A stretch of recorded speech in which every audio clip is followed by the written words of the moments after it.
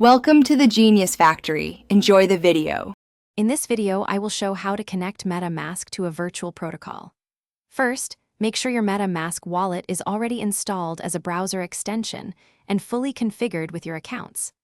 Next, open your web browser and go directly to the official website of the virtual protocol you wish to use. Once on their homepage, look for a prominent button, usually labeled Connect Wallet or Launch App, to begin the connection process. This initial step is crucial for a smooth setup. After clicking Connect Wallet, a list of available wallet options will typically appear.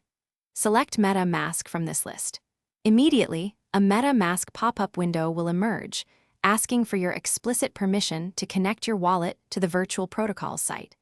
It is very important to take a moment to carefully review all the permissions being requested by the protocol. Always ensure you understand what access you are granting before moving forward with the connection. Once you have reviewed the permissions, click Connect or Approve in the MetaMask pop-up to authorize the connection. You should then see your wallet address, often a long string of alphanumeric characters, displayed prominently on the virtual protocol's user interface. Additionally, double-check that your MetaMask wallet is set to the correct blockchain network, such as Ethereum Mainnet or Polygon, as required by the specific protocol. This ensures seamless interaction and transaction processing.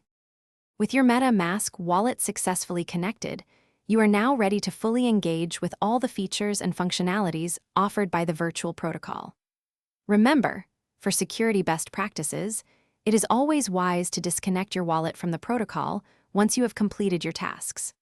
Furthermore, exercise extreme caution and always verify that you are on the official website of the protocol to avoid falling victim to phishing scams. Stay safe and enjoy your decentralized experience.